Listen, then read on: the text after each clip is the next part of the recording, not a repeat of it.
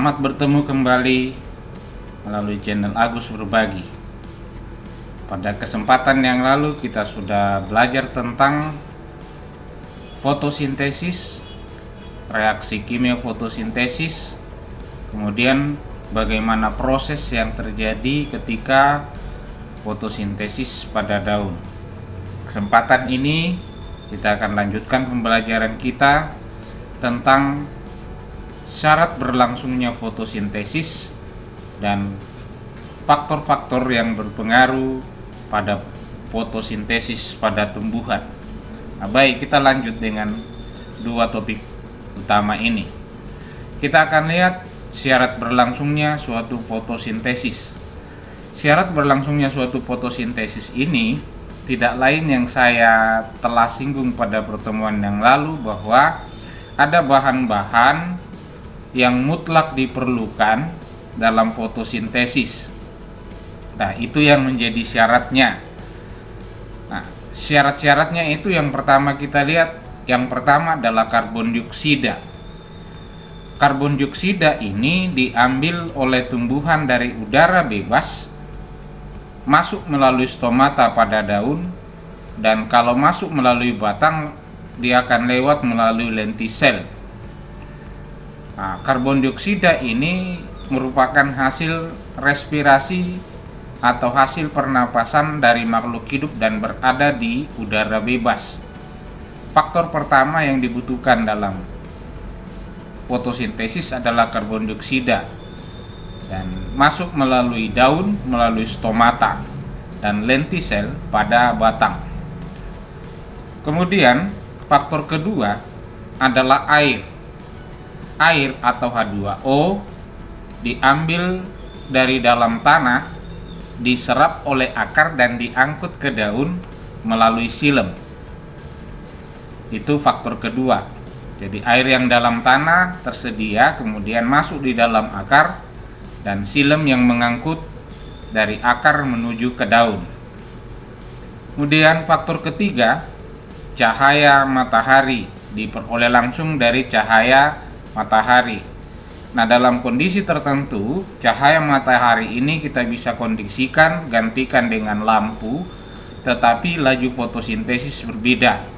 Pernah saya coba dengan menggunakan lampu berwarna-warni, ternyata laju fotosintesis pada warna cahaya itu mempengaruhi laju fotosintesis pada tumbuhan. Faktor keempat adalah klorofil. Klorofil ini adalah bagian yang dimiliki oleh tumbuhan yang berhijau daun dan terdapat pada daun. Banyak ditemukan pada daun. Pada pertemuan yang lalu ketika kita membahas tentang anatomi daun, bagian lapisan daun yang banyak mengandung klorofil itu berada pada lapisan jaringan palisade. Sehingga dalam klasifikasinya, jaringan itu termasuk palisade itu merupakan jenis jaringan asimilasi, jaringan meristem, jaringan tumbuhan yang berperan dalam sistem asimilasi atau fotosintesis, karena memang di situ banyak mengandung klorofil. Jadi ada 4 syarat mutlak yang harus diperlukan, yang harus ada ketika fotosintesis itu terjadi. Dalam reaksi kimianya juga keempat bahan ini itu sudah terlihat: karbon dioksida, air, cahaya matahari, dan klorofil. Demikian faktor yang harus ada dalam proses fotosintesis. Baik, kita lanjut. Selain syarat berlangsungnya fotosintesis tadi, ada juga faktor-faktor yang mempengaruhi fotosintesis pada tumbuhan. Kita akan lihat faktor pertama. Yang pertama itu adalah konsentrasi karbon dioksida di udara. Bagaimana hubungannya antara konsentrasi karbon dioksida di udara dengan laju pada fotosintesis? Ternyata banyak riset, banyak yang menemukan bahwa semakin tinggi kadar karbon dioksida di udara, semakin meningkat laju fotosintesis. Nah, Ini juga yang menyebabkan beberapa tumbuhan, termasuk tumbuhan yang termasuk dalam golongan tumbuhan C3, artinya dalam memfiksasi CO2 selalu menghasilkan 3 karbon, misalnya mangga yang paling nampak. Ternyata kalau mangga itu berada di perkotaan itu, proses berbuahnya itu tidak mengenal musim, walaupun tidak sama kalau mangga-mangga yang mengenal musim, karena kalau mangga yang mengenal musim itu seluruh bagian pada pohon itu menghasilkan buah, tapi kalau justru di perkotaan tidak mengenal musim dan bergantian menghasilkan bunga. Nah, ini menandakan bahwa ternyata karena kadar tingkat karbon dioksida di perkotaan itu jauh lebih tinggi dibandingkan dengan daerah-daerah pedalaman. Nah, ini yang menyebabkan laju fotosintesisnya meningkat. Sebagaimana kita ketahui bahwa hasil fotosintesis yang kita lihat salah satunya adalah dalam bentuk buah. Berikut, faktor kedua yang mempengaruhi fotosintesis adalah klorofil. Bagaimana hubungannya klorofil dengan berlangsungnya fotosintesis? Ini juga semakin banyak jumlah klorofil dalam daun, fotosintesis berlangsung semakin cepat. Nah, tingkat jumlah klorofil pada daun itu akan meningkatkan laju fotosintesis semakin cepat. Faktor ketiga yang kita mau lihat adalah cahaya. Intensitas cahaya yang cukup diperlukan agar fotosintesis berlangsung efisien. Nah, perhatikan di sini bahwa ternyata cahaya ini ada intensitas cahaya pada kapasitas tertentu yang dapat mempengaruhi proses fotosintesis itu berlangsung efisien. Nah, seperti yang saya katakan tadi, saya coba di lab menggunakan lampu yang berwarna merah, biru, hijau, dan kuning. Ternyata hasil fotosintesisnya berbeda. Mengapa berbeda?